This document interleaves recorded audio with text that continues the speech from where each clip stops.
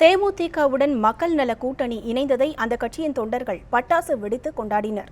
தமிழக அரசியலில் மிகுந்த எதிர்பார்ப்பை ஏற்படுத்திய மக்கள் நல கூட்டணி தேமுதிகவுடன் கூட்டணி அமைப்பதாக இன்று அறிவித்தது. மேலும் இரு கூட்டணிகளுக்கும் இடையே தொகுதி பங்கீட்டிலும் உடன்பாடு ஏற்பட்டுள்ளது. இதனை தேமுதிக தொண்டர்கள் உற்சாகத்துடன் பட்டாசு வெடித்து கொண்டாடினர். விஜயகாந்தை முதலமைச்சர் வேட்பாளராக அறிவித்தது தங்களுக்கு மகிழ்ச்சி அளிப்பதாகவும், நிச்சயம் இந்த கூட்டணி வெற்றி பெறும் என்றும் தொண்டர்கள் தெரிவித்தனர். திமுகவுக்கும் அதிமுகவுக்கும் இன்று மரண அடியாக இருந்து கொண்டிருக்கிறது மக்கள் நல கூட்டணி.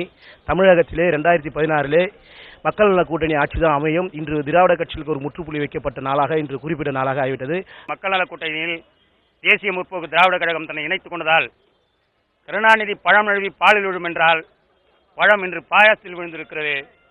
மக்கள் இந்த பாயாசத்தை விரும்பி குடிப்பார்கள். மக்கள் நல கூட்டணி தேமுதிக ஆட்சி 2014 மலரப்போவது உறுதி. மக்கள் நல கூட்டணியை வெற்றி பெறும் என்று தெரிவித்துக் கொள்கிறோம். மக்கள் நல கூட்டணி மக்களுக்காக சேவை பண்ண கூட்டணின்னு தெரியுது. கேப்டன் எந்த ஒரு முடிவு எடுத்தாலும் அதில் கரெக்டாக இருக்கும். கட்டாயமாக 234 தொகுதி மக்கள் நல கூட்டணி.